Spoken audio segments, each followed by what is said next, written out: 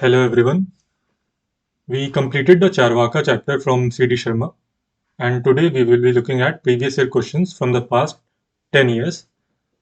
So, why the past 10 years? Because the syllabus changed in 2013. They refined the syllabus a bit and they reduced it and made it more objective. So, we will be looking at questions after 2013 only. The questions from before that, I will advise you to do by yourself. Everything which is there in the book, you will be able to do all the questions from it only.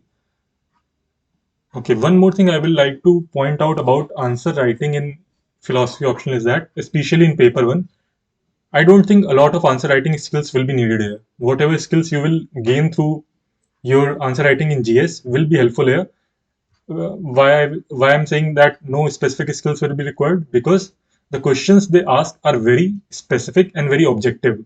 And if you know the concepts, if you know the arguments, if you have read the book, and if you have remembered some of the arguments, if you have some of the philosophers' names, some of their books' names, all those kind of things, then you can use that directly here.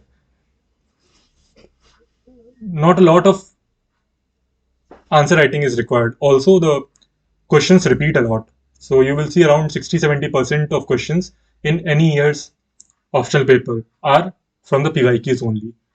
So what that suggests is that you should look at the PYQs.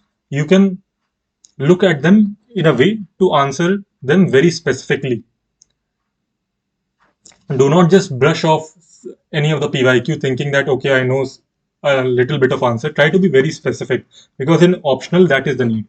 In GS you can be very general in your answers, but in optional be specific, and also the questions themselves will point to you that they are requiring very specific answers. Whereas if you will see the questions of GS, they the demand of the question itself is very general, right? So that is the primer I wanted to give you regarding answer writing. Just try to have a flow to your answers. That is the only thing that I will suggest. And other than that, what you will write in introduction, what you will write in conclusion, what you will write in body, all that will depend on the specific question and its demand. So let's start then with the questions. The first question is, how do Nyayikas respond to Charvaka's objection against inference and establish inference as an independent means of knowledge? Critically discuss. So Nyaya is a school of Indian philosophy, which we will be reading later. What this question, you might be confused a bit because you have not read Nyaya, but actually this question is not asking anything new. It's just asking how Charvak put forward their view that inference is not a valid means of knowledge, and how other schools of philosophy, of Indian philosophy, this Nyaya here stands for other schools, how they refuted Charvaka's view.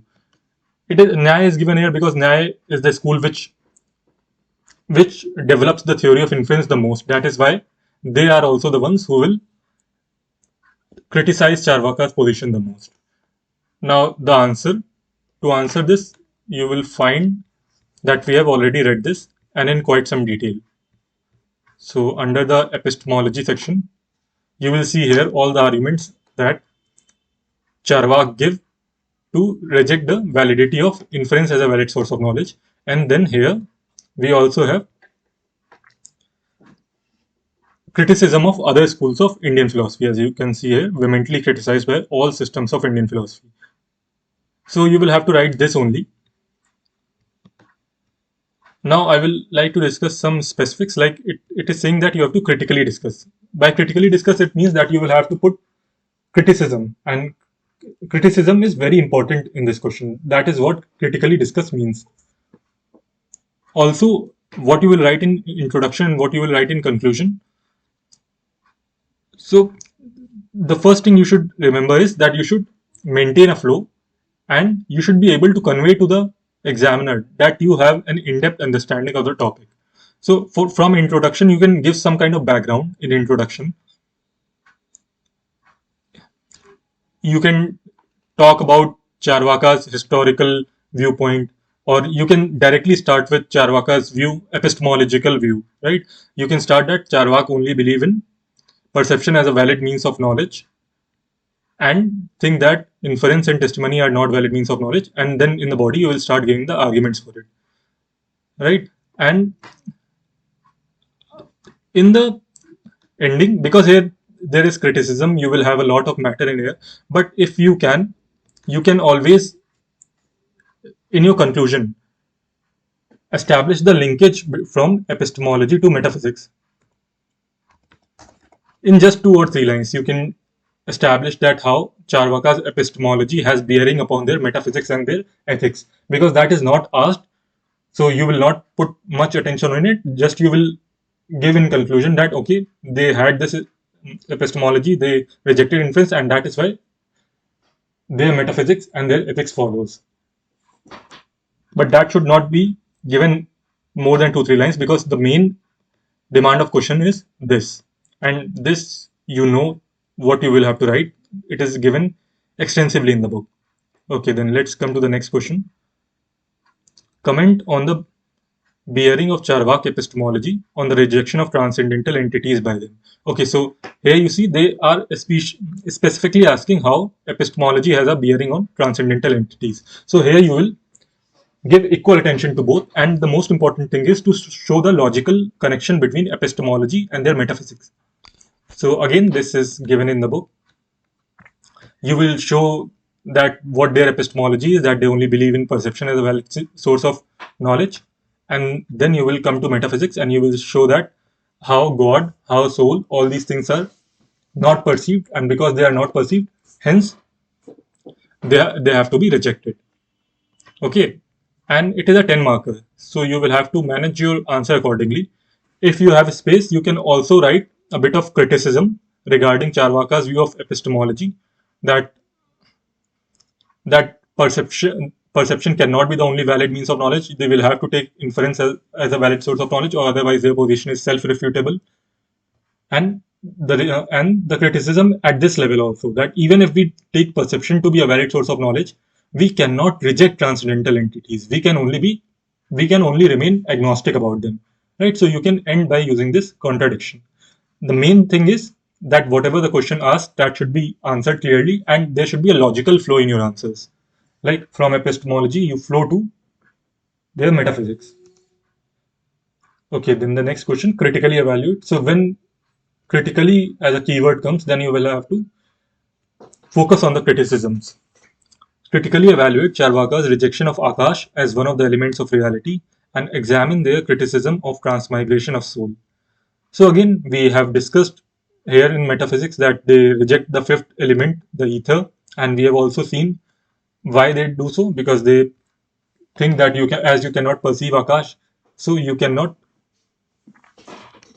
consider it to be a real element.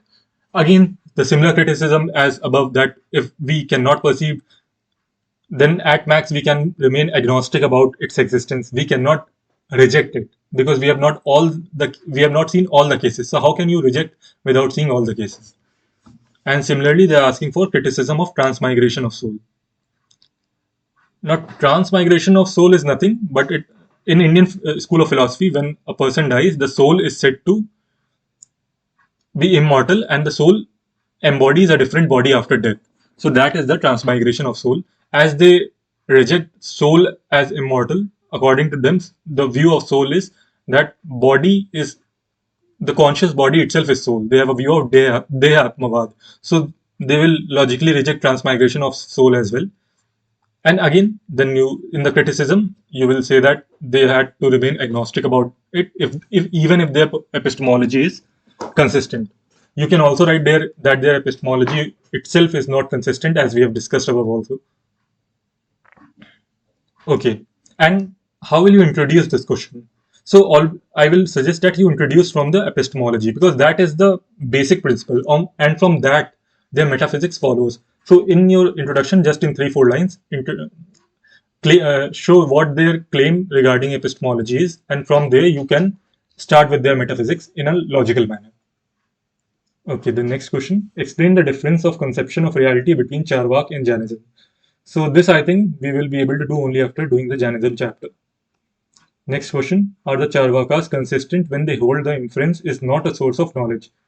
Discuss. Again, this is all about inference. You have it. This has been given extensively here.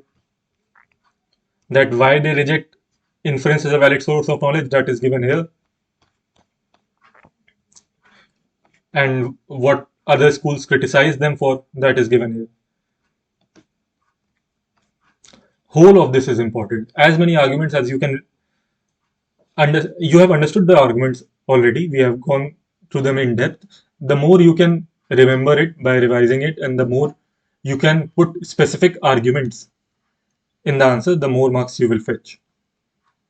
Actually, this chapter is very simple. There are only two headings in the syllabus: epistemology and metaphysics. And you will see that you will have to learn only these things: epistemology and metaphysics. Right? Only if you are thorough with the arguments that are given in these two headings, you will be able to answer all the questions. Then the next question is, what is wrong according to Charvakas with the following argument? All men are mortal. Socrates is mortal. Therefore, Socrates is a man, therefore Socrates is mortal. So, what is this? This is nothing but a deductive inference. We have talked about deductive inference, right? It is also given in the book. I will not show now because everything is given under those two subheadings. All the questions can be answered extensively using that. We have a presumption here, a premise here. All men are mortal, and from that premise, we are deducing that Socrates is mortal.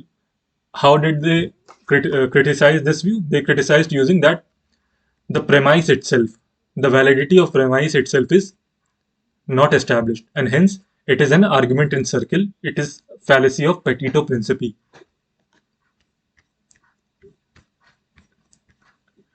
Here it is given fallacy of petito principii and deductive inference.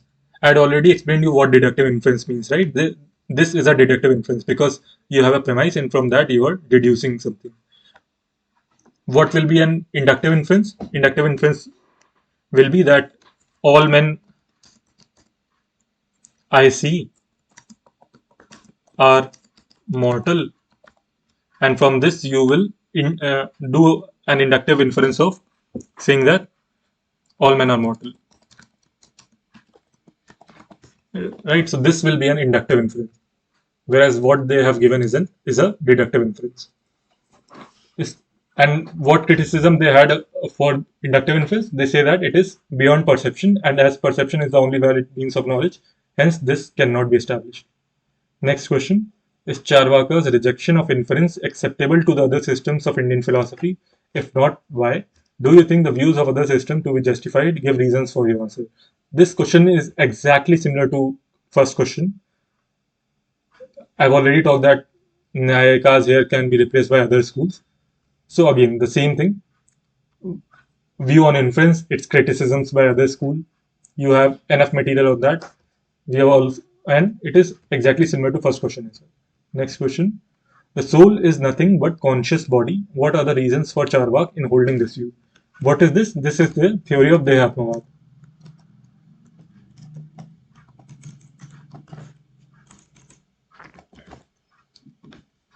The definition, this which is given in the quotes, is just the definition of Dehatmavad.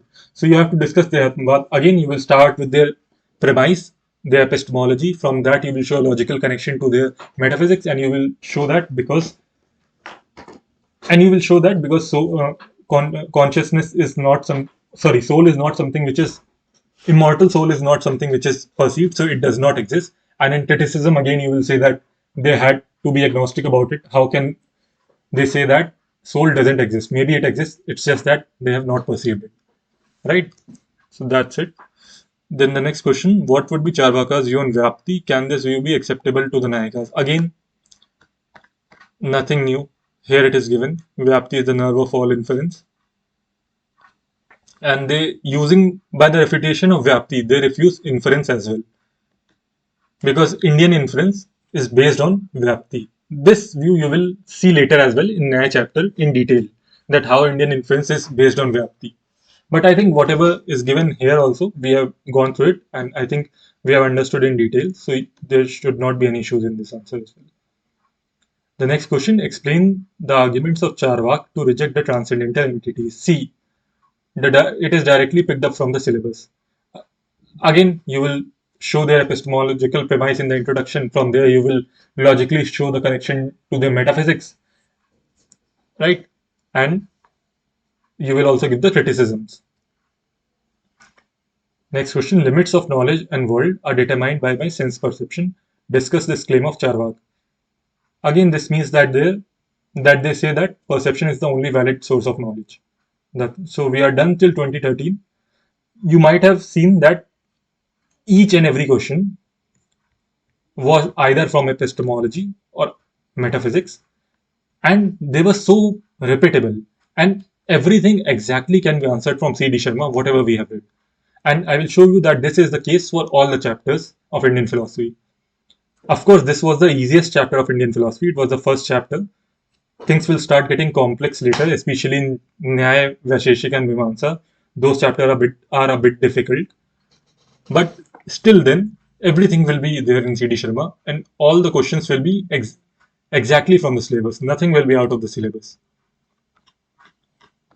Okay, so I will suggest you to read the book once more by yourself, and if you want to make notes, I think you should make notes actually, because reading and remembering the arguments from the book can be a bit difficult. I mean, that's upon you, of course, but if you will make notes, it will definitely help. And you will also have to do things according to the time you have available, right? But definitely read the chapter after seeing the PYQs, and then see the PYQs by yourself also once. And then all the things will be very clear to you. Okay, so we are done for now. In the next video, we will be looking at Jainism. Thank you.